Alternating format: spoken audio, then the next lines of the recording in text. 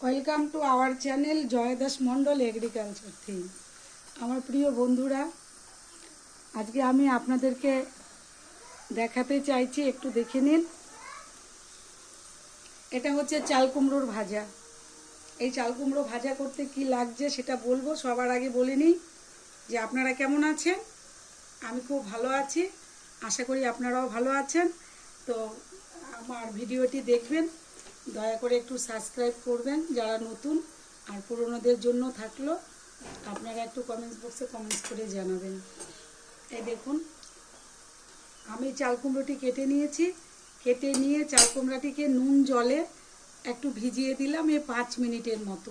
একটা কথা মনে রাখবেন, একে এই নর্থ বেঙ্গলের একটি জাতি আছে, তাদেরকে বলা হয় রাজবংশী। তারা বলে পানি কুমড়ো, তার মানে এর মধ্যে জলে ভর্তি। একে বেশিক্ষণ জলে রাখা দরকার নেই, আর ও জলকে বেশি অ্যাবজর্ব করতে পারে না, অলরেডি ওর শরীরের মধ্যেই আছে। তো এবার আমি একটুখানি খালি নুন জলে ভিজিয়ে দিয়েছিলাম। যেই দেখলাম একটু নরম হয়ে আসছে, সঙ্গে সঙ্গে দিয়ে দিয়েছি কড়াইতে তেল। তেলের মধ্যে একটু নুন, একটু হলুদ, কারণ নুন জলে ভিজিয়ে রেখেছি তো সামথিং কিছু দিলেই হবে। দিয়ে এই যে বসিয়ে দিলাম। আপনি চাইলে ঢাকা দিতে পারেন, আমি ঢাকা দিচ্ছি না। আমি একটু অন্যরকম করে খেতে চাইছি, যে একটু মচমচে টাইপের হবে। আর ঢাকা দিলে কি হয়, মচমচে এটা অবশ্যই হবে না, তবে একটু শক্ত শক্ত টাইপের হবে। আর যদি আমি এটা ঢাকা দিয়ে দিই তাহলে একদম গলে যাবে। আমি অ্যাকচুয়ালি গলাতে চাইছি না।